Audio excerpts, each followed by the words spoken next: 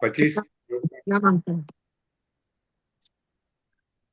વિશ્વના સર્વજીવોનું કલ્યાણ થાવ, મંગળ થાવ એવી સુંદર ભાવના વડે આજના પ્રવચનને આપણે શરૂઆત કરશું. મંગલમ ભગવાન વીરો મંગલમ ગૌતમ પ્રભુ મંગલમ સોલભદ્રાધ્યાય જૈન ધર્મોસ્તુ મંગલ શિવમસ્તુ સર્વ જગત પરહિત નિરતા ભવન્તુ ભૂતગણા દોષા પ્રયાન્તુ નાશ સર્વત્ર સુખી ભવતુ લોક સર્વત્ર સુખી ભવતુ. પ્રવચન નંબર 25 યોગશાસ્ત્ર. આપણે ગુણસ્થાનક 14 જે યોગ માર્ગના માર્ગદર્શક છે, માપદંડ છે, જીએસપી છે, એની આપણે ગઈ વખતે વાત કરી હતી. એ વાત સહેજ આગળ પૂર્ણાવર્તન થોડું કરી અને આગળ આપણે ધારણા પર આગળ વધશું. એ પહેલા એક સુંદર કથાનક છે, એની વાત કરશું. વાત એવી છે કે યોગી સાધક યોગ માર્ગ પર આગળ વધે ત્યારે એના માનસિક સ્થિતિ કેવી હોય, એ પોતે આગળ વધેલો સાધક નિમિત્તોમાં લપટાઈ જતો નથી. પરિસ્થિતિમાંથી એ પોતાની જાતને સ્વસ્થ રાખતો હોય છે. પોતાની જાતને કોઈ બી પરિસ્થિતિમાં એ પરિસ્થિતિને સાક્ષી ભાવથી જોતો હોય છે અને એમાં લપેટાયા વગર, મનની અસ્થિરતા ગુમાયા વગર સ્વસ્થ મને એ વસ્તુને સ્વીકાર કરતો હોય છે. આપણી પરિસ્થિતિ એવી છે કે કોઈ નાની વસ્તુ આવી જાય અને અમે એમાં આપણે લપટાઈ જઈએ, દુઃખમાં દુઃખી થઈએ, સુખમાં સુખી થઈ જઈએ. યોગ માર્ગ પર આગળ વધેલો સાધક દુઃખની અંદર કે સુખની અંદર પોતાની માનસિક સ્વસ્થતા એની એ ટકી રહે છે. સારી માનસિક સ્વસ્થતા એ તો તંદુરસ્તીનું કારણ તો છે જ, પરંતુ આપણા જીવનમાં આર્થ ધ્યાન, રૌદ્ર ધ્યાનથી આપણને દૂર રાખે છે.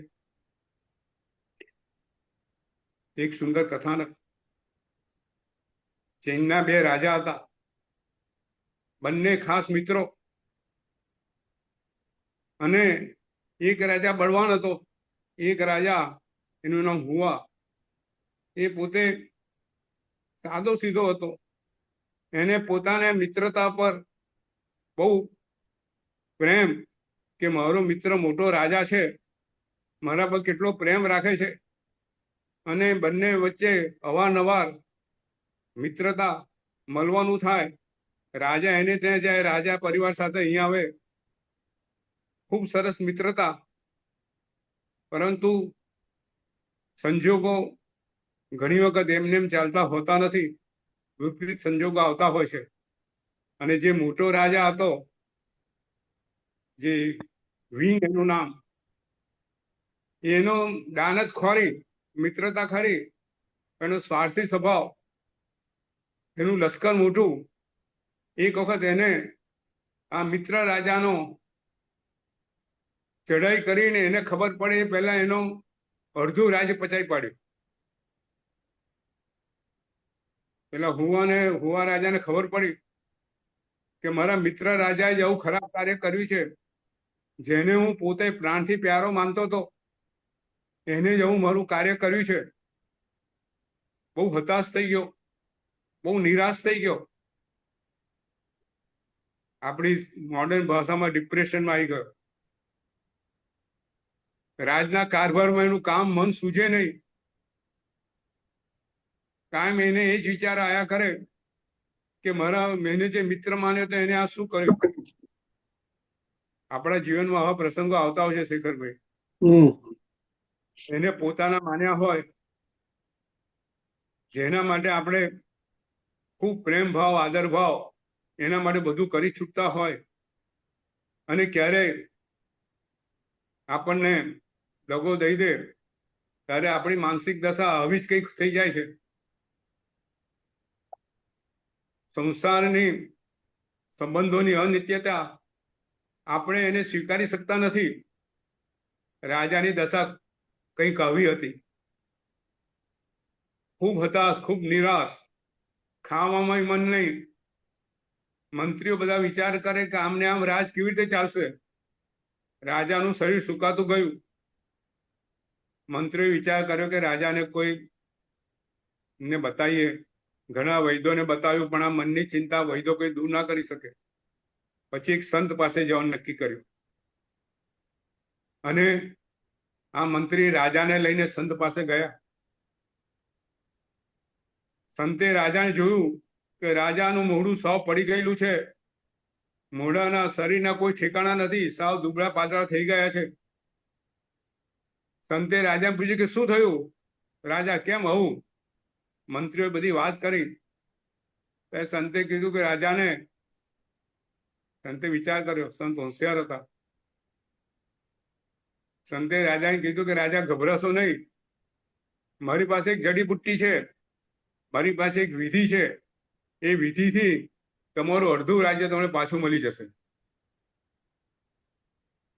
રાજા તો ખુશ થઈ ગયા.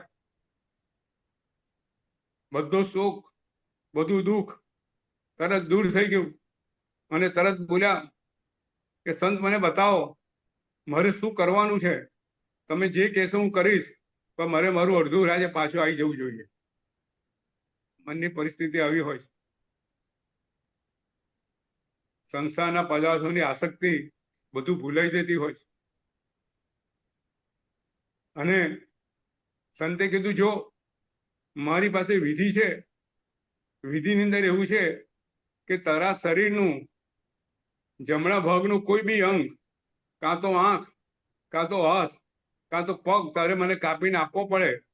મારે એના પર વિધિ કરવાની હોય તો તું કે, તું મને શું આપે છે? સંતે રાજાને કીધું. રાજા તો વિચાર પડી ગયો. રાજા કે છે, મારી આંખ આપવું, એવું અડધું રાજ્ય લઈને મારે શું કરવું છે? રાજાના વિચારોમાં પરિવર્તન આવવા માંડ્યું. જમણો હાથ તમને આપી દઉં એવું રાજ્ય મારે જોઈતું નથી. મારો જમણો પગ આપી દઉં એવું રાજ મારે જોઈતું નથી. રાજાની સમજમાં આવતું ગયું, અને વિચાર કર્યો કે જેની પાછળ હું ગાડો થઈને ફરતો હતો, હું પાગલ જેવો હતો, મારું બધું માનસિક સ્વસ્થતા મેં ગુમાવી બેઠેલી, એ વસ્તુ સાવ ખોટી છે. મારા શરીરના કોઈ અંગ કરતા એ વસ્તુ કોઈ મોટી છે નહીં. સંતને પગે પડ્યો અને ખુશખુશાલ થઈ એ બધા મનના વિચારો દૂર કરી અને એના જીવનમાં આગળ વધ્યો. વાત આવી છે, આપણે ત્યાં યોગી પુરુષ ની આ માનસિક દશા હોય. તમે જુઓ, આપણે ત્યાં અઢળક દાખલા છે.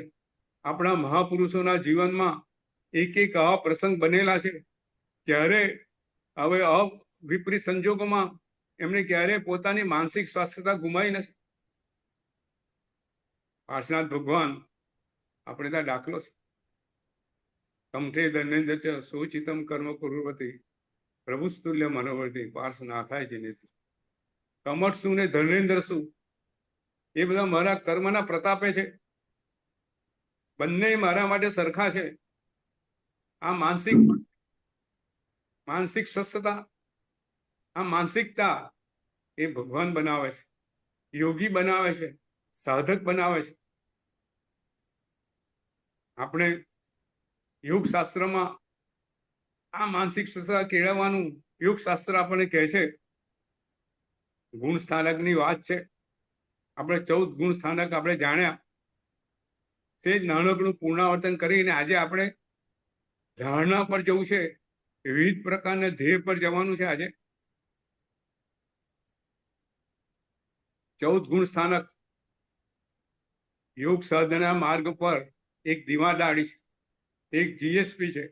આપણે ક્યાં પહોંચ્યા, આપણે ખરેખર ક્યાં છે અને ક્યાં સુધી જવાનું છે એનું એક સુંદર મેઝરમેન્ટ સિસ્ટમ છે ગુણ સ્થાનક. બીજા કોઈ શાસ્ત્રમાં આ રીતની પદ્ધતિ આપણને આપી નથી. અદ્ભુત વસ્તુ છે 14 ગુણ સ્થાનક. એની કેટલીક સુંદર વાતો છે. 2-4 વાતો મારે આજે કરવી છે. કે સૌથી પહેલી વાત, ચંદનબેન, પારુલબેન, શેખરભાઈ, કે ગુણ સ્થાનક આપણને એવું કે છે કે તમે તમારી જે પરમ સાધના પર અપૂર્વકરણની ક્રિયા વડે તમે ક્ષપક શ્રેણી કે ઉપસમ શ્રેણી મારતા પહેલા તમારે આ 3 સ્ટેજ બતાવવા પડે. સૌથી પહેલું તમારું મિથ્યાત્વ દૂર કરવું પડે. શેખરભાઈ, સૌથી પહેલું તમારે પહેલું ગુણ સ્થાનક છોડવું પડે. ચોથા ગુણ સ્થાનકે સમ્યક્તનું ગુણ સ્થાનકે આવવું પડે. ત્યારબાદ તમારે અવીરતી છોડવી પડે. બરાબર ને? દેશવીરતિ અને સર્વવીરતિ. અને 7મા ગુણ સ્થાનક આવીને અપ્રમાદ, પ્રમાદ પણ છોડવો પડે. આ પરિસ્થિતિમાં આવો ત્યાર પછી તમે તમારી સપક શ્રેણી કે ઉપસમ શ્રેણી માણી શકો. બરાબર પારુલબેન, ચંદનબેન, નીતિન? જી જી ગુરુજી. તમે આ વસ્તુ સમજો કે જ્યાં अंकल लेकिन मिथ्यात्व दूर करने के लिए मतलब दर्शन लाइक गाइड लाइक गुरु के पास जाके ही मिथ्यात्व दूर हो सकता है, राइट अंकल? मिथ्यात्व मतलब अपने आत्मा के प्रति, आत्मा है और ये देह से आत्मा अलग है और मैं आत्मा हूं ऐसी प्रतीति होना, वो सम्यक्त्व है. तो वो सम्यक्त्व अपने आप ऐसे गुरु से पास आ सकता है, स्वाध्याय से आ सकता है, अपने चिंतन से आ सकता है. वो सम्यक्त्व वो चौथा गुण स्थानक है. उसके लिए ये स्वाध्याय है, ये गुरु भगवान के पास जाके उसकी हमको अभ्यास करना पड़ता है. लेकिन ये दर्शन है, अपनी समझ है, अपनी सोच है. जो मिथ्यात्व है, जो संसार के प्रति अपना लगाव है, संसार में ही सुख है, वो मिथ्यात्व है. और सम्यक्त्व वो है कि हम आत्मा है और आत्मा ही सुख का कारण है. आत्मा परम तत्व है, उसको पाने का ही हमारा मानव जीवन का कर्तव्य है. ये जो सोच आ जाए वो सम्यक्त्व है. बराबर है? जी अंकल. चंदन? जी अंकल, समझ में आया.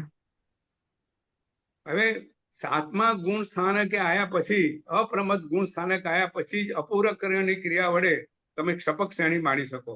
અને ત્યારબાદ જ આત્માના જે મંદ કસાયો દૂર થઈ અને કેવળ જ્ઞાન પ્રાપ્ત કરી શકો. એટલે સૌથી પહેલી વાત એ. બીજી વાત કે આપણું સમ્યક્ત્વ ટકે કેવી રીતે?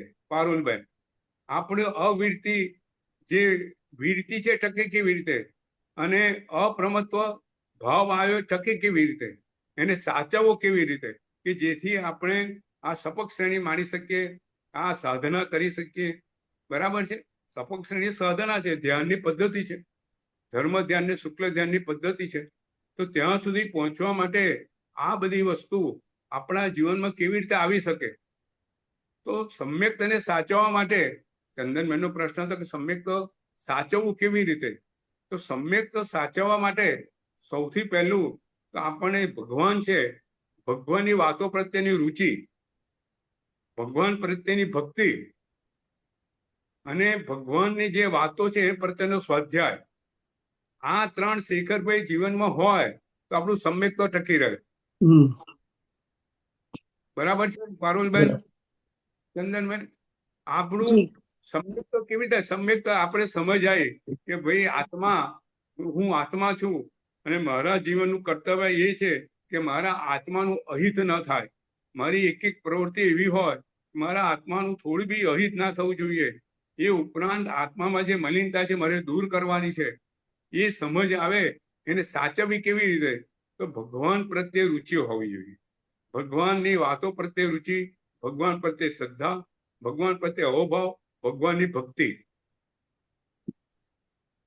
ભગવાનને જે માર્ગ બતાવનાર જે ગુરુ છે, ગુરુ પ્રત્યે શ્રદ્ધા, ગુરુ પ્રત્યેની ભક્તિ અને જે ધર્મ છે, ધર્મ જે બતાવ્યો છે એના પ્રત્યેનો સ્વાધ્યાય, એના પ્રત્યેની રુચિ, આનાથી સમ્યક તો ટકી રહે. પછી વીરતી કેવી રીતે ટકી રહે? સેકન્ડ સ્ટેજ એ આવે. તો શાસ્ત્રમાં કીધું વીરતી ટકાવવા માટે તમે જો શ્રાવક છો તો દેશ વીરતી જે 12 વ્રતો છે એને ધારણ કરી અને એનું પાલન કરો. અને જે સંયમી જીવ છે એ પોતે પોતાના સમાચારીનું અપ્રમતપણે જાગૃતપણે પાલન કરે તો એનું વીરતી ધર્મ ટકી રહે. આ વીરતી ધર્મ એટલે આચાર. જો માત્ર સમજથી કામ થતું નથી. તમે ધ્યાનમાં બેસી જાઓ અને આવી જાઓ એવું હોતું નથી. આપણે પતંજલિમાં પણ ધ્યાન, ધારણા અને સમાધિ પહેલા 5 સ્ટેજની અંદર યમ નિયમ આસન, પ્રાણાયામ અને પ્રત્યાહારના સ્ટેજ બતાવેલા છે. બરોબર ને પારુલબેન, ચંદનબેન, શેખરભાઈ? યમ, નિયમ, આસન, પ્રાણાયામ ને પ્રત્યાહાર. તો આપણે ત્યાં બી આ જ વાત કરેલી છે. આપણે ત્યાં જરા અલગ રીતે કરેલી છે કે તમે તમારા જીવનમાં પહેલા સમજ કેળવો, સમ્યક દર્શન મેળવો, ત્યાર પછી એ જ્ઞાન વડે તમારી શ્રદ્ધા મજબૂત કરી અને તમે આચાર કરો. આચાર કરશો તો તમે જે જ્ઞાનથી મેળવેલું છે એ શ્રદ્ધા તમારી મજબૂત થતી જશે. અને ત્યારબાદ તમે દેશવીરતી, સર્વવીરતીનું ધર્મનું પાલન કરતા કરતા કરતા તમારી અપ્રમત અવસ્થા આવશે. અને અપ્રમત અવસ્થા, પ્રમાદ તમારા જીવનમાંથી દૂર થશે. નાનો બી પ્રમાદ જીવનમાં નહીં આવે ત્યાર પછી તમે ધ્યાનની અવસ્થામાં પસાર કરી શકશો. બરાબર છે? આપણે ત્યાં જો ખૂબ સુંદર વાત કરેલી છે કે માત્ર ચિત્ત વૃત્તિનો નિરોધ એ યોગ નથી. શેખરભાઈ, ચંદનબેન, મીઠુબેન, તમે જુઓ, માત્ર ચિત્ત વૃત્તિનો નિરોધ એને ધર્મ કીધો નથી. समझो सारा टाइम अगर मेडिटेशन करेंगे तो वो धर्म नहीं यही बात है, यही बात है. चित्तवृत्तिનો નિરોધ તમારું સંસારની અંદર તમે કોઈ બી કાર્ય કરો ને તો ઓટોમેટિક ચિત્તવૃત્તિનો નિરોધ આવી જાય. આપણું મન કશે જતું નથી. પારુલબેન, મોબાઈલ જોતા હોઈએ ત્યારે આપણે ચિત્તવૃત્તિનો નિરોધ થઈ ગયેલો હોય છે ને. કાવસક કરીએ ત્યારે ખબર પડે કે કેટલો છે. આપણે ચિત્તવૃત્તિ નિરોધ સંસારના દરેક કાર્યમાં આપણું મન એટલું લાગેલું હોય છે શેખરભાઈ કે આપણું ધ્યાન ઓટોમેટિક એમાં જતું રહેશે. આપણે ત્યાં ધ્યાનના 4 પ્રકાર કીધા છે. માત્ર ધ્યાન શબ્દ નથી આપ્યો. આપણે કીધું છે કે આર્ત ધ્યાન, રૌદ્ર ધ્યાન તમને નરક ગતિ અને તિર્યંજ ગતિમાં લઈ જશે. તમારા ખોટા કર્મો બંધાવશે. અને ધર્મ ધ્યાન ને શુક્લ ધ્યાન એ આત્માનું હિત કરનાર છે.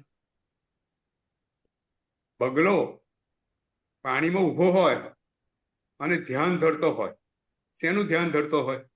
માછલી પકડવામાં. તો તમે કહો કે આ એનો ઉદ્ધાર થાય?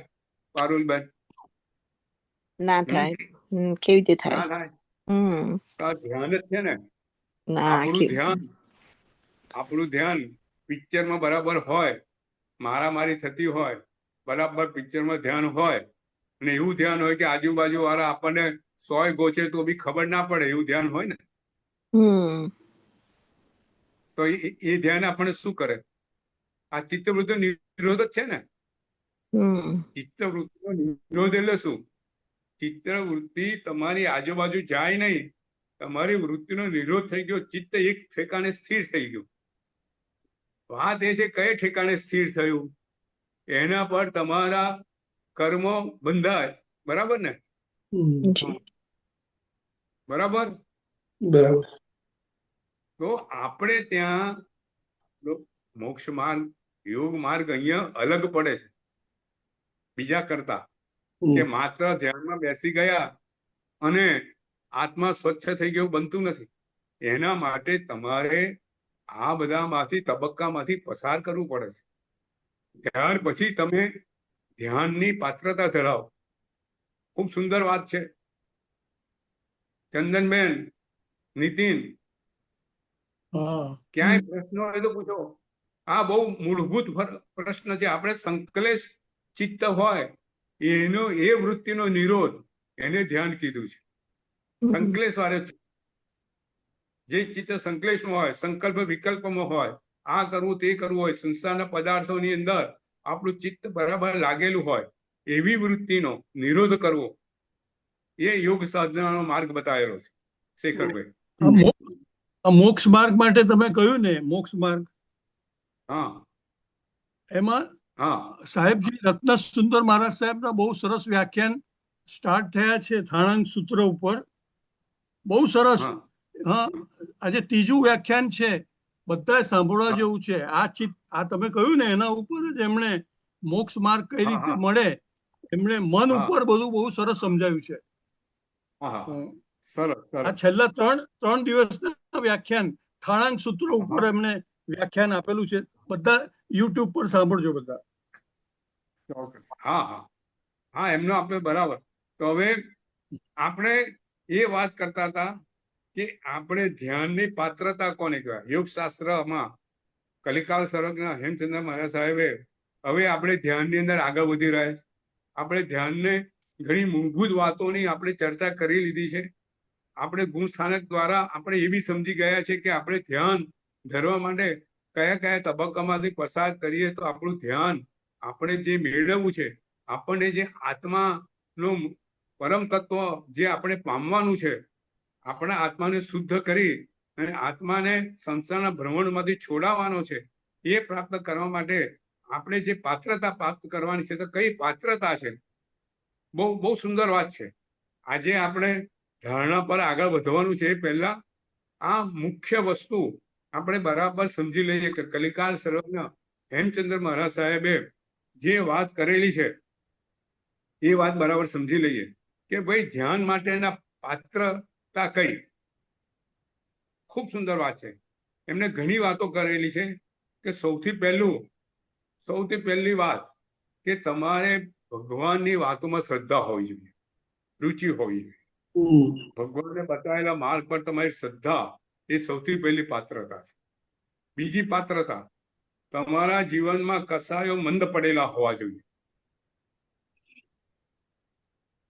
આ બધી ધ્યાન માર્ગ પર તમે આગળ જાઓ પહેલા જે પાત્રતા જે બતાવેલી છે યોગશાસ્ત્રની અંદર કલિકાલ સર્વજ્ઞ હેમચંદ્ર મહારાજ સાહેબે, એની વાત આપણે કરે.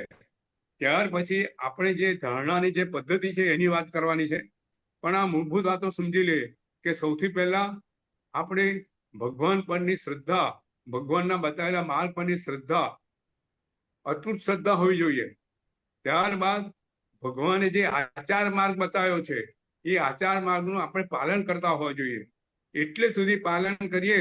આપણે ત્યાં દાખલા એવા આપે છે, કલિકાલ સર્વજ્ઞ એટલે સુધી કીધું છે કે આચારનું પાલન કરતા કરતા આ જીવ જતો રહે છતાં આચાર છોડે નહીં, એ માણસ આ ધ્યાનના માટે પાત્ર કહેવાય. શેખરભાઈ, આપણે ત્યાં ગસ્સુકુમાર ધ્યાનમાં છે, શરીર આખું નાશ પામી ગયું, શરીરને છોડી દીધું, તો એ મોક્ષ માર્ગ કેવું જ્ઞાન પ્રાપ્ત કરી શક્યા? તો આ પાત્રતા કીધેલી છે. ભગવાને બતાવેલા વિરતિ માર્ગનું પાલન આપણા પ્રાણના ભોગે પણ કરવું જોઈએ. આ પાત્રતા થઈ. બરાબર છે. તો હવે પાત્રતા, કસાયોની મંદતા, ભગવાનને કીધેલા જે વચનો છે શ્રદ્ધા, બતાવેલા માર્ગ પરની શ્રદ્ધા, આ પાત્રતા આવે ત્યાર પછી તમે ધ્યાનના માર્ગે આગળ વધી શકો. હવે આપણે આજે જે વાત કરવાની છે કે ધ્યેય, આપણા જીવનમાં જે ધ્યાન ધરવાનું છે એવા કેવા પ્રકારના ધ્યેય હોવા જોઈએ. આપણે ત્યાં શાસ્ત્રમાં 4 પ્રકારના ધ્યાનની પદ્ધતિ બતાવેલી છે. સૌથી પહેલું મેં પહેલા વાત કરેલી પિંડસ્થ ધ્યાન, પછી પદસ્થ ધ્યાન, પછી રૂપસ્થ ધ્યાન અને ચોથું રૂપાતીત. રૂપાતીત. બરાબર. સૌથી પહેલું કયું? પિંડસ્થ. બીજું પદસ્થ. પદસ્થ. ત્રીજું રૂપસ્થ. રૂપસ્થ. અને ચોથું રૂપાતીત. રૂપાતીત. બરાબર. પિંડસ્થ ધ્યાન એટલે પિંડ એટલે શું? શરીર. પિંડ એટલે શરીર. તો આપણા શરીર પરનું ધ્યાન એ પિંડસ્થ ધ્યાન. પછી પદસ્થ ધ્યાન એટલે પદ એટલે મંત્ર. નવકાર મહામંત્ર, ઓમ છે, કોઈ બી મંત્રો, લોગસ એવાના પદોનું ધ્યાન એ કયું કેવું કેવું ધ્યાન થયું? પદસ્થ ધ્યાન. પછી રૂપસ્થ ધ્યાન, ભગવાનના રૂપનું ધ્યાન ધરવું, ભગવાનના અદ્ભુત સમોસરણમાં ભગવાન બેઠેલા છે એવા રૂપોનું ધ્યાન ધરવું, સમોસરણનું ધ્યાન ની ધારણા કરવી, એ કયું થયું? રૂપસ્થ ધ્યાન. અને છેલ્લું રૂપાતીત ધ્યાન એટલે જે આત્મા છે, અરૂપી છે, એ અરૂપી આત્માનું ધ્યાન એ રૂપાતીત ધ્યાન. બરાબર શેખરભાઈ? ચાર ધ્યાન. ચાર ધ્યાન. બરાબર. ચાર પ્રકારના ધ્યાન. તો સૌથી પહેલું કયું ધ્યાન? પિંડસ્થ ધ્યાન. તો આપણે ધ્યાનની અંદર 3 સ્ટેજ બતાવેલા. કયા કયા હતા? ધારણા, ધ્યાન અને સમાધિ. બરાબર. હજુ આ ટેકનિકલ વસ્તુ આપણે સમજી લઈએ, બિલકુલ વ્યવસ્થિત સમજી લઈએ, એટલે આપણને ખ્યાલ આવે કે આપણે શું કરવા જઈ રહ્યા છે. બરાબર છે. પિંડસ્થ, રૂપસ્થ એ બધું શું છે? ધ્યેય છે. ધ્યેય એટલે કે જેના પર ધ્યાન ધરવાનું છે એ ધ્યેય. બરાબર નીતિન? બરાબર. પિંડસ્થમાં શરીર પર ધ્યાન ધરવાનું છે, તે પિંડ એ શું થયું? ધ્યેય થયું. બરાબર. આના એટલે એ ધ્યેય જે છે એને આપણે આપણા મનને સ્થિર કરીને એમાં મનથી પકડી રાખીએ, એ ધારણા થઈ. બરાબર શેખરભાઈ? ખ્યાલ નહીં આવ્યો. બરાબર. ફરીથી એકવાર કોને ગુરુ? નહીં સમજાયું બરાબર. ફરી એકવાર. જો પિંડસ્થ એટલે ધારો કે મંત્ર લઈએ, ધારો કે તમને વધારે ખ્યાલ આવે, ધારો કે નૌકાર મંત્ર. તો નૌકાર મંત્ર એ શું થયું? ધ્યેય. બરાબર. નૌકાર મંત્રનું આપણે ધ્યાન ધરવું છે તો ધ્યેય શું કહેવાય? નૌકાર મંત્ર. બરાબર. હવે નૌકાર મંત્રને આપણે ધ્યાનમાં લાવવા માટે નૌકાર મંત્ર પહેલા ધ્યાન ધરીએ. એ વખતે પહેલું સ્ટેજ આપણું ધારણાનું આવે. ધારણાનું સ્ટેજ એટલે એવું કે આપણે ધારી રાખવી છે, પકડી રાખવી છે. આપણું હજુ એ સ્ટેજ એવું છે કે નૌકાર મંત્ર ધ્યાન ધરતા ધ્યાન બીજે જતું રહ્યું, પાછા નૌકાર મંત્ર પર આવ્યા, પાછું બીજે જતું રહ્યું, પાછા નૌકાર મંત્ર પર આવ્યા. આપણી જે આ પરિસ્થિતિ છે એ સ્ટેજ કયું છે? ધારણાનું સ્ટેજ. કયું સ્ટેજ કહેવાય પારુલબેન? નૌકાર એ ધ્યેય છે, અને નૌકાર મંત્રને આપણે ધારી રાખીએ, પકડી રાખીએ, ધારણા થઈ. હવે એમ કરતા કરતા એક વખત એવો આવે, અભ્યાસ કરતા કરતા, કે નૌકાર મંત્રને આપણે ધારી રાખવાની જરૂર ના પડે. જેવો નૌકાર મંત્ર બેસે એ નૌકાર મંત્ર આપણા ચિત્તની અંદર સતત રહે, કશે જાય નહીં, આપણું ધ્યાન આડું અવળું ધ્યાય નહીં. એટલે કે આપણું આ જે ધ્યેય છે એની અંદર લખ્યું છે કે તેલની ધાર પડે જે રીતે, એ રીતે આપણું ધ્યાન એની અંદર હોય, એક સતત. નીતિન, આ બીજું સ્ટેજ નંબર 2. ધ્યેય તો હજુ નૌકાર જ છે, પણ આપણું જે ધારણાનું પકડી રાખતા હતા, આપણે એના માટે પ્રયત્ન કરતા હતા. આપણું પહેલું સ્ટેજ પ્રયત્ન કરીને નૌકાર મંત્રનું ધ્યાન ધરવાનું હોય છે. બરાબર પારુલબેન, ચંદનબેન? આપણે ધ્યાનની પરિસ્થિતિ એવી હોય છે કે આપણે એને પકડી રાખવું પડે, એ ધારણા થાય, ધારી રાખવું પડે. પછી સેકન્ડ સ્ટેજ એવો આવે, તમે અભ્યાસ કરજો, એક વખત એવો આવશે કે તમારે પકડી રાખવું નહીં પડે, ઓટોમેટિક આવી જશે. તમારું ધ્યાન એમાંથી ખસશે નહીં. તે સતત આવી રીતે ધ્યાન રહે, સતત આ ધારણા રહે, ત્યારે ધ્યાનની દશા બને. બરાબર. સ્ટેજ નંબર 2 આત્મસાત થઈ જાય ને? હા, આત્મસાત થઈ જાય એકદમ. હા.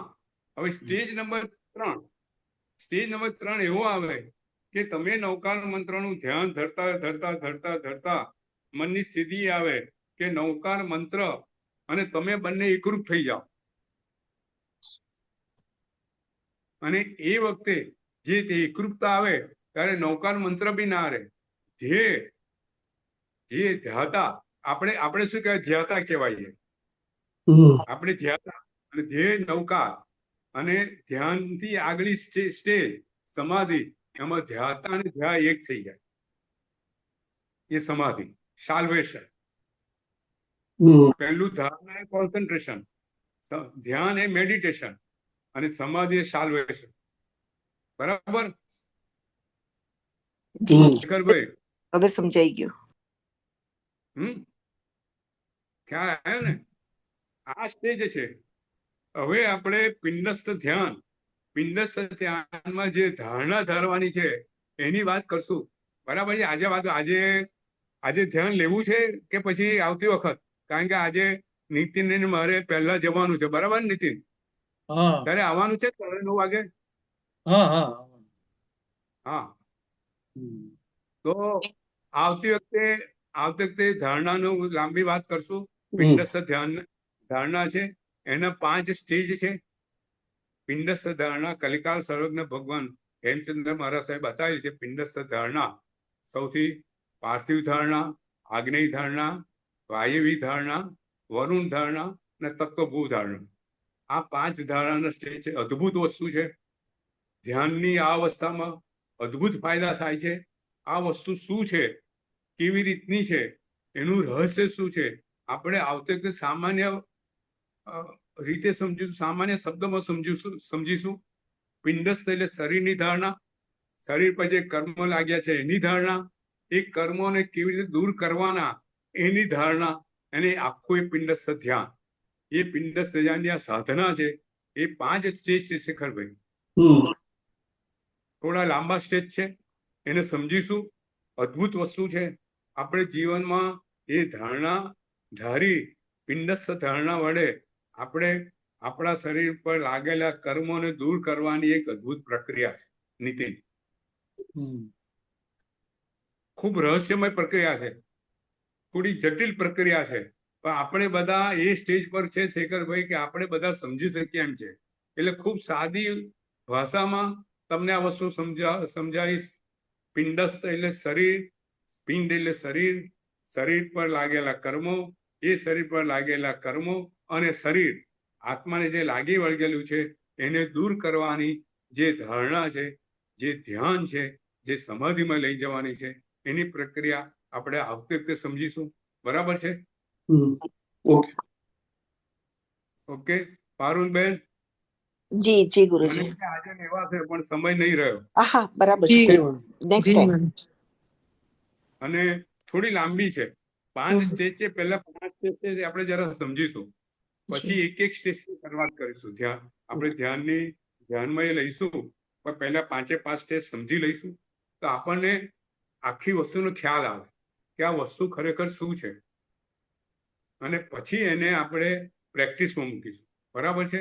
આપણે એક વસ્તુ સમજીને લઈશું. યોગ શાસ્ત્રનું હરે સાહેબે મને એમ બધું કે 5-10 પ્રવચનમાં પતી જશે, એમ બન્યું નહીં. હવે તો ખરેખર યોગની સાધના માર્ગ પર આપણે વિવિધ સાધના પદ્ધતિઓમાં હવે આપણે આગળ જઈ રહ્યા છે. જે મેળવવાનું છે હવે આપણે જે મેળવવાનું છે, જે કરવાનું છે હવે કરવાનું છે. બરોબર છે?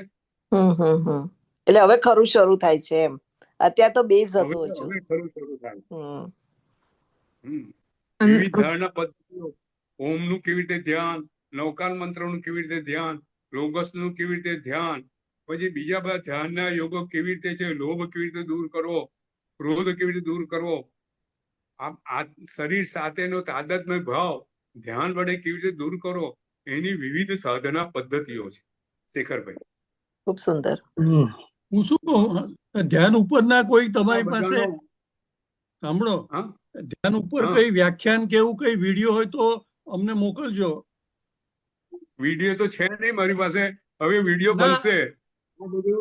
આપણું નસીબ એવું છે કે આપણને બધી વસ્તુ પુસ્તક રૂપે આપણને પ્રાપ્ત થયેલી છે, અને આ બધા પુસ્તકોમાંથી આપણે આ રીતે આગળ વધી રહ્યા છે. એટલે આપણે પહેલા યોગ માર્ગની સમજ આપી, કે ભાઈ યમ નિયમ એ બધું પ્રત્યાહાર આપણા જીવનમાં અપનાવવું જોઈએ કે જેથી આપણે આગળ વધી શકીએ. એ અપનાવી અને આપણે આગળ વધવાનું છે. બરોબર છે? હા, અમારે તો આત્માનો ટચ થવું જોઈએ, આત્માના ભૂત અલ્ટિમેટલી આ જન્મ સફળ થવો જોઈએ. યોગ શાસ્ત્ર એના માટે જ છે. એ જ આપણે કરવાનું છે જીવનમાં. આપણે એ સ્ટેજ પર આવેલા છે આપણે બધા કે હવે બસ જીવનમાં આત્માનુભૂતિ કરવી. એ અપનાવવાનું છે. બરાબર બસ છે? આત્માનુભૂતિ. બસ. ઓકે સરસ સરસ. આત્માનુભૂતિ. હા. આપણે ધ્યાન કરશું આજે. જરા આપણે અંદર જતા રહીએ છીએ ને પછી સમય પણ આપણે બધે ખ્યાલ નથી રહેતો. હમ બરાબર છે? જી છતાં એક જ પ્રશ્ન પૂછી લઉં. હા હા. આપણે યોગ દ્રષ્ટિની વાત કરીને શરૂઆતમાં કે હા જે રીતે તો આ લૌકિકમાં આપણે જે નરસિંહ મહેતાનું ઉદાહરણ છે કે ભલું થયું હા ભાંગી જંજાળ કહેતા હતા, તો હા એમનામાં યોગ દ્રષ્ટિ એમનામાં હશે એવું કહી શકાય આપણાથી? આમ જે રીતે આપણે સમજીએ છીએ. ચોક્કસ કહી શકાય. હા ને? હા. સંસાર એમને જો પરિસ્થિતિ હતી, સાક્ષી ભાવથી જોયું ને, ભલું થયું ભાંગી જંજાળ, સુખે બસુ શ્રી શ્રી ગોપાલ. ગોપાળ. હા ભગવાન શ્રી ગોપાલ એટલે ભગવાન પરમાત્મા. જી. પરમાત્મા તત્વ પોતાની પત્ની ગઈ તો પોતે શું વિચાર્યું? એ જ પોતે કેવું ભલું. વિચાર્યું? હમ ભલું થયું. હમ એમને પોતાની દ્રષ્ટિ ગુણ ગ્રાહક બનાવી. ગમે તેવી વિપરીત પરિસ્થિતિની અંદર એમને પોતાનું આત્માનું હિત કેવી રીતે સચવાય એ જોયું. આજે ઉદય વલ્લભ મહારાજ સાહેબના જે માનસિક જે મન પરના જે પ્રવચનો છે, માંદગી પરના એ આવા છે કે ભાઈ તમને માંદગી આવી તો માંદગીની અંદર તમે ખરેખર સારું બની રહ્યું છે જુઓ. તેમને 14 રીતે કીધું કે આ 14 રીતે માંદગીમાં તમને ફાયદા થાય. શેખરભાઈ, માંદગી આવે તો 14 ફાયદા એમને ગણાયા. કયા 14 ફાયદા? જો આજે ધ્યાન નથી થયું, નેક્સ્ટ ટાઈમ કરશું. હા બરાબર છે? હા. કયા મહારાજ સાહેબનું વ્યાખ્યાન ફરી એકવાર નામ બોલશો પ્લીઝ? ઉદય વલ્લભ મહારાજ સાહેબ. Okay okay. એમનું છે એક પુસ્તક છે મનનો મેડિક્લેમ. ખાસ વાંચજો, મારી ભલામણ છે. મનનો મેડિક્લેમ અદ્ભુત પુસ્તક છે. નાની પુસ્તિકા છે, બહુ પ્રેક્ટિકલ છે, ખૂબ સુંદર વાત છે. આપણે એના 14 ફાયદા જરા સમજી લઈએ. મને કેટલાક અમુક યાદ નહીં હોય, પણ જરા જેટલા યાદ છે સમજી લે.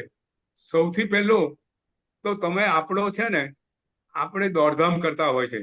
આપણું જીવન આખું દોડધામ પસાર કરતા. બરાબર? આપણે બધો સમય હોતો નથી. બરાબર કે નહીં શેખરભાઈ?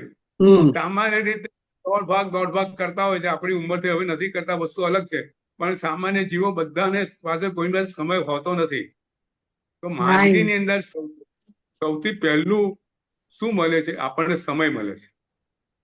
બરાબર કે નહીં? જી સાચી વાત. હા, હવે આ સમય મળ્યો, આપણે ક્યારેય આપણે બધો સમય સારી વસ્તુ કરવા માટે હોતો નતો. હવે તમે માંદા પડ્યા તો તમારી પાસે સારા પુસ્તકો વાંચવાનો સમય મળ્યો. બરાબર કે નહીં? હા શેખરભાઈ, આપણે માંદા પડીએ તો આપણે શું કરીએ?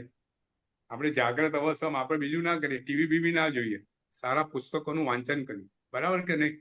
મનને એમાં કે ભાઈ આ મેં નહોતું વાંચતો, આ નહોતો કરતો, ચાલ અત્યારે વાંચી લઉં, આ શીખી લઉં. તો આ એક સુંદર સમય મળ્યો જે ક્યારે મળતો નહોતો. બીજી વસ્તુ, માંદગી પડે એટલે શું થાય? તમે પરમાત્મા પ્રત્યે તમારી ભક્તિ વધી જાય. બરાબર કે નહીં? બરાબર. હા, ભગવાન પહેલા તો ક્યારે દર્શન કરવા ના જઈએ, તો ઘરમાં ફોટો રાખીએ. માંદગી પડી હોય તો સામે જ ભગવાનનો ફોટો રાખીએ. ભગવાન તું મને જલ્દી અમલ છૂટો કર, ગમે તે, પણ તમારું પરમાત્મા સાથેનું એટેચમેન્ટ વધી જાય. બરાબર ને? બરાબર. શ્રદ્ધા વધી જાય. માંદગી પડી તો પરમાત્મા સાથે એટેચમેન્ટ તમારું વધી ગયું. માંદગી આવી તો તમને સારા કાર્યો કરવાનો સમય મળ્યો. માંદગી આવી તો તમે વિચાર કરો, સુજ્ઞ વિચાર કરે કે આ મારી માંદગી મારા ખરાબ કર્મોના ઉદયથી આવી છે.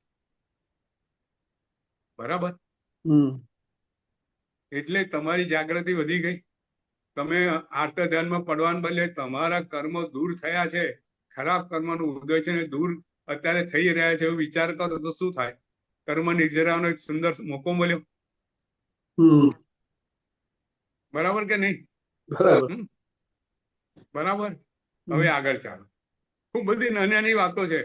તમારા સજ્જનો જે બિલકુલ તમારે કોઈ સજ્જન એવો હોય, તમારે મતભેદ થયો, મનભેદ થયો, આવતા ના હોય, અને તમે આદા પડ્યા ને તમને મળવા આવ્યા, તમારે એના પ્રત્યેનો દ્વેષ જતો રહે. પછી સજ્જનો કે કામકાજ કહેજો, ચાલો હું આજે ફ્રૂટ લઈને આવું છું, કોઈ ડોક્ટર પાસે જવું હોય તો મને કહેજો, હું આવું છું. જેની સાથે તમે તમારા ભાઈ સાથે બોલતા નતા, કોઈ કારણસર બેન સાથે બોલતા નતા, પુત્ર સાથે બોલતા નતા, પુત્ર આવે તમે માદા પડો અને તમારી સેવા ચાકરી કરે, બધો દ્વેષ જતો રહે. જાય ને? ચંદનબેન, પારુલબેન, બરાબર. તો આ બધા જી હા, સાચી વાત છે. સજન સાહેબ હજુ આગળ. હા, સજનભાઈ, તમને હવે ખ્યાલ આવે કે માધી કેટલી ખરાબ છે, એટલે તમે જે ખરાબ સારી જે બધું ખરાબ ખોટું ખાતા હોય, ખોટું કરતા હોય, બધામાંથી રોકાઈ જાઓ. બરાબર. અચ્છા, વધારે આગળ તમે બહાર હરોફરો નહીં, બહાર પોલ્યુશન ઓછું કરો. જી બરાબર ને? જો સાહેબ કહેતા હતા કોરોના વખતે એવી પરિસ્થિતિ હતી કે તમે છેક સાવરકુંડલાથી પાલીતાણા દેખાય, જે વલ્લભીપુર થી બી નતું દેખાતું, કારણ કે ગાડીઓ ફરે જ નહીં. બરાબર. પોલ્યુશન સાવ ઓછું થઈ ગયેલું. તો એટલે એક વાત એવી છે, મુદ્દાની વાત એવી છે કે તમે ખરાબ પરિસ્થિતિમાં પણ તમે એને બીજી રીતે મૂલ્યાંકન કરો, આત્મદ્રષ્ટિ મૂલ્યાંકન કરો, એનો પોઝિટિવિટી ઉમેરો કે ભાઈ કોરોનામાં શું ફાયદો થયો. બધા આવે, દરેક વસ્તુ મૃત્યુ, આપણે ત્યાં મૃત્યુમાં મેં લીધેલું, મૃત્યુ એટલે આપણે વરદાન માનવાનું. કેમ વરદાન માનવાનું? ઘણા કારણો બતાવેલા. સૌથી પહેલું તો આપણે આ જૂનું શરીર છોડીને નવું શરીર મળશે, બરાબર ને? થઈ ગયા, દાંતે ગયા, આંખ નબળી પડી ગઈ, ખોરાક લેવાતો નથી, ઉંમર વધી ગઈ, હવે મૃત્યુ થયા પછી નવું શરીર મળવાનું, બરાબર કે નહીં? બધા અંગો નવા સરસ મળવાના, આંખો સરસ મળવાની, હાથ સરસ મળવાના. હા, હવે આપણે ખૂણામાં પડી રહેતા હતા, કોઈ પૂછતું નતું આપણને, અને બાળક બનીએ તો બધા ઉચકી ઉચકીને ફરે, બરાબર કે નહીં? મૃત્યુ પછી જે નવું શરીર મળે, જૂનું શરીર ગયું, નવું શરીર મળવાનો તો આનંદ થાય ને. તો મૃત્યુ આનંદનું કારણ છે કે દુઃખનું કારણ છે? જી આનંદ. પણ મનુષ્યનું શરીર મળે તો ને. હા, મનુષ્યનું શરીર મળે તો મળે જ ને. તમે આર્ત ધ્યાન ના કરો તો મળે. अंकल, मुझे एक चीज लगता है, अभी तो ये युग में हमको जैन धर्म मिला है, इतना दर्शन मिला है, परिवार मिला है सब, तो मैं चाहती हूँ कि मैं स्वस्थ और लंबे आयु तक, क्योंकि अभी तो मुझे तो अभी 40 साल के उम्र में पता चल रहा है कि जैन धर्म कितना कितना सागर रूपम जैसा है. अब मुझे थोड़ा थोड़ा अब मैं सीख रही हूँ 50 साल की उम्र में, तो अभी तो मेरी शुरुआत हुई है ज्ञान के प्रति, तो मैंने तो टाइम बहुत गवाया है. तो मुझे ऐसा लगता है कि वापस से मुझे ये सब दर्शन, इतने सब परिवार, ऐसा जैन धर्म वो वापस मिलेगा या नहीं मिलेगा? तो બરાબર. દેખો શિખરભાઈ, પ્રશ્ન એ છે કે આપણને મૃત્યુનો ભય છે કે મૃત્યુ પછી શું મળે એનો ભય છે, શિખરભાઈ? હા, શિખરભાઈ, વાત એ છે આપણને મૃત્યુનો ભય છે. મૃત્યુ પછી શું મળે એનો ભય બહુ ઓછા લોકોને હોય છે. તો આ જાગૃતિ આપણને, કર્મની થિયરી છે સંતોષભાઈ, कर्म की थियरी यही है कि आप जो करेगा ऐसा मिलेगा. अगर आपको जैन धर्म पसंद है, जैन धर्म प्रति रुचि है, जैन धर्म के मार्ग पे आप चल रहे हो तो निश्चित आपको नेक्स्ट में जैन धर्म ही मिलने वाला है। शेखर भाई, बीजું કશું મળે જ નહીં। બરાબર આ તો કુદરતનો નિયમ છે, ભગવાને બતાવેલા માર્ગનો નિયમ છે પારુલભાઈ। એટલે તો મૃત્યુ સમયે તમારી પૂર્ણ જાગૃતિની જરૂર છે, જેથી ભૂલે ચૂકે તમે આડા અવડા ન જતો રહો। એટલે જ આ બધી વાત છે કે મૃત્યુને વરદાન માનો તો મન સ્વસ્થ રહે। બીજો ભાવ કેવો મરવાનો જેની જાગૃતિ રાખો। બરાબર છે। મેં એક વાત કરેલી, એક વાત જો શેખરભાઈ, મૃત્યુના પ્રવચનમાં મેં એક મુદ્દો મૂકેલો કે ધારો કે આપણા પૂર્વજો બધા પૂર્વજો છે, કોઈનું બી ક્યારે મૃત્યુ ના થયું હોય તો આ પૃથ્વીની દશા શું હોય?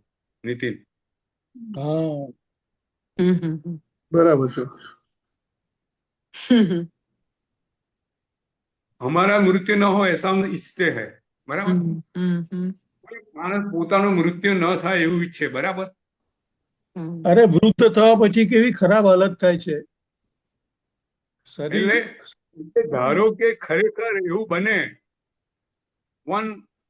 એક કામ ઇમેજિનેશન કે ખરેખર કોઈનું મૃત્યુ થાય જ નહીં, જે જન્મે એ ક્યારે મરે નહીં એવું હોય તો શું હોય આ પૃથ્વીની દશા? સંતોષભાઈ, ભરી જાય, રહેવાની જગ્યા ન મળે।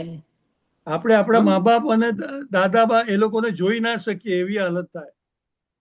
અરે રહેવાની જગ્યા હોય, રહેવાની જગ્યા પણ ના હોય અને આપણાથી જોઈ ના શકાય, રહેવાની જગ્યા જ ન મળે। તો મૃત્યુ વરદાન છે, આપણે બીજા માટે જગ્યા કરી આપીએ છીએ જે જરૂરી છે, બરાબર કે નહીં? બરાબર એટલે મૃત્યુ પ્રત્યેની એક દ્રષ્ટિ બદલવાની જરૂર છે। આપણું કહેવાનું એ છે, આપણી વાત ત્યાં હતી કે આ બધા માટેની દ્રષ્ટિ બદલો, માંદગી માટેની દ્રષ્ટિ બદલો, માનસિક સ્વસ્થતા।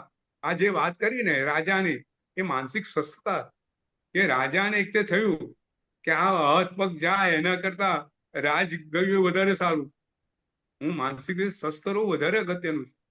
તો આખો યોગ માર્ગ માનસિક સ્વસ્થતાનો છે। સંગમે ભગવાન મહાવીર ઉપર આટલા એ કર્યા, ભગવાને માનસિક સ્વસ્થતા ગુમાઈ, આત્મ જાગૃતિ ગુમાઈ, શારીરિક ને માનસિક સ્વસ્થતા દોય છે। ગોસાલો પોતાનો શિષ્ય હતો અને ભગવાને લડવા આવ્યો ભગવાન સાથે, ભગવાને બધું શીખવાડ્યું છે એને નિમિત્તવાદી ભગવાને બનાવ્યો, એને તેજો દશા ભગવાને શીખવાડી છે, કેટલા વર્ષો સુધી એમની સાથે રહ્યો છે અને પોતે પોતાની જાતને પછી તીર્થંકર માનવા માંડ્યો, સર્વજ્ઞ માનવા માંડ્યો। તીર્થંકર સર્વજ્ઞ, હું બધું જાણું છું, અને ભગવાન પર આવી ભગવાન ઉપર કેટલો ગુસ્સો કરે છે, ભગવાનને ગાળો આપે છે, અને છેલ્લે ભગવાન કશું બોલતા નથી ત્યારે ભગવાન પર તેજો લેસ્યા ફેંકે છે। કેટલું ક્રૂર વર્તન હશે શેખરભાઈ, સહેજ વિચાર કરો કે જે તમારો શિષ્ય છે, જે તમારી પાસે બધું શીખી ગયો છે, જેને તમે એક સ્ટેજ સુધી લાવ્યા છો, એ જ માણસ આવી ને તમારી સામે જાહેરમાં ગાળા ગબોચીજ કરે, એટલું નહીં પણ તમારા પર તેજોદસ્યા જેવી ખરાબ વસ્તુઓ ફેંકે કે તમારા શરીરને નુકસાન થાય, તો ભગવાન એના પ્રત્યે ભગવાનને કેટલી કરુણા છે। વિચાર કરે છે કે આ જીવનું શું થશે, પોતાનું શું થશે વિચાર નથી કરતા। અને ગોસાણા કહે છે કે ભાઈ તને ખબર નથી, તારું આયુષ્ય ફક્ત 7 દિવસનું બાકી રહ્યું છે, તું ચેતી જા।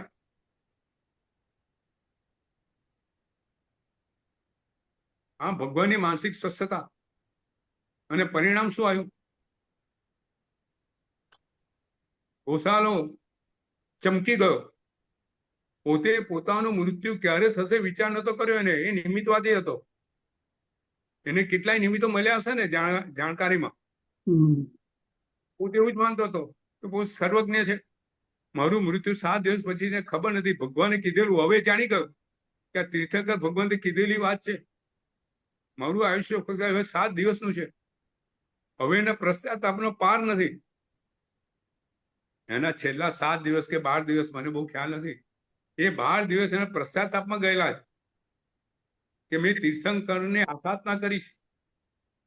એને કીધું પોતાના શિષ્યોને કે તમે મારા મૃત્યુ પછી મારા શબને પેલા દોરડા વડે આખા ગામમાં ફેરવજો, ત્યાં સુધીનો પશ્ચાતાપ છે. તો આપણી વાત એ છે કે ભગવાનની જે માનસિક, જે એમને તો કેવું જ્ઞાન પ્રાપ્ત થયું છે, હવે તો એમને ભાવ મન રહ્યું નથી, ખાલી દ્રવ્ય મન છે. એ પોતે ફક્ત ખાલી એનો ખાલી જ્ઞાનનો ઉપયોગ કરીને કે આને આટલું છે. એ તો આપણી વાત એ છે કે આ બધી વસ્તુમાં આપણે માનસિક સ્વસ્થતા. મીરાબાઈને ઝેરનો પ્યાલો મોકલે છે નરસિંહ મહેતાનો. મીરાબાઈ ભગવાન પ્રત્યેની કેવી શ્રદ્ધા છે, ઝેરનો પ્યાલો અમૃત માનીને પી જાય છે. તો આ શ્રદ્ધા આપણે યોગ માર્ગ પર જતા જતા આ જીવનમાં આપણે શ્રદ્ધા, આ દ્રષ્ટિ ખીલવવાની છે. આ દ્રષ્ટિ ખીલે પછી આપણે ધ્યાનના માર્ગે જઈએ, એ ધ્યાન આપણું સફળ થાય. વાત આ છે પારુલભાઈ, બરાબર. આપણી દ્રષ્ટિ ખીલવવાની જરૂર છે કે સંસારની કોઈ બી વિપરીત પરિસ્થિતિમાં આપણું મન મૂંઝાવવું ના જોઈએ, આપણા મનમાં આર્ત ધ્યાન ના થવું જોઈએ. નહીં તો આપણે જે પ્રાપ્ત કર્યું છે એનો અર્થ શું?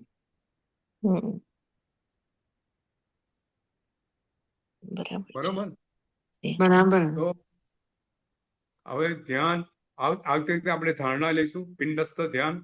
પિંડસ્થ ધ્યાન 5 ધ્યેયની વાત કરશું. 5 પ્રકારના ધ્યેય છે, એને આવતી વખતે સવારે ફરીથી મળશું. કોઈ પ્રશ્ન હોય તો પૂછો, नहीं तो आपने नौकार गई छूटा पड़શે. बराबर છે अंकल प्रत्याख्यान में क्या आता है? प्रत्याख्यान में पचखान, पचखान, प्रतिज्ञा. प्रतिज्ञा. ओके ओके संतोष बेन, રીતુ બેન, ધ્યાન આપતે હા, લેવાય ગુરુજી. નથી આવતું હતું. રીતુ આવતી વખતે ધ્યાન લઈશું. ખૂબ હા. સુંદર. પ્રણામ પ્રણામ પ્રણામ. प्रणाम अंकल. પ્રણામ પ્રણામ. હા, नमो यंतान. હા, નવકાર ગણિત સાંભળીએ. બંગલા નમો હરિહંતાણમ, નમો સિદ્ધાણમ, નમો આયરાણમ, નમો વજ્જાયણમ, નમો લોહિતો સાવણમ. એસો પંચનમકારો શુભપાવપણાસનો મંગલાનંદ ચ સુપેસિમ પરમમ હોય મંગલમ. જેનાગના વિરુદ્ધ જે કંઈ બોલાયું હોય તે સોઈ મનોજન કયા કરી ઈચ્છામી. સમીક્ષામિ ધકડમ. પ્રણામ અસ્તુ સર્વ ગુરુજી, બધાને ખૂબ પ્રણામ. ખૂબ સાતામાં રહેજો. અનુમોદના. ખૂબ ખૂબ અનુમોદના અંકલ. પ્રણામ ગુરુજી. પ્રણામ સૌ પ્રણામ. સર્વની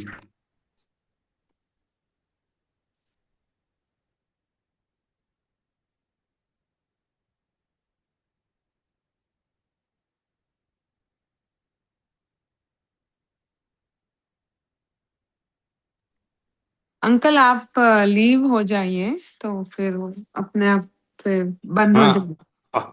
सब हम लोग सब निकल रहे हैं. બોલો, સંભળાય છે? हाँ हाँ सुन हाँ। नहीं मैं बोली हम सबको निकलना पड़ेगा, फिर वो अपने आप बंद हो जाएगा. ना ना, निकलना पड़ेगा ना. Yeah. You to leave, Yeah. You to take leave. नहीं तो अपने आप तो बंद हो ही जाएगा, तो चैतन्य अभी बंद कर देगा. या साता में हाँ, रहना अंकल. हाँ, थैंक यू. जय जिनेन्द्र. जय जय जय.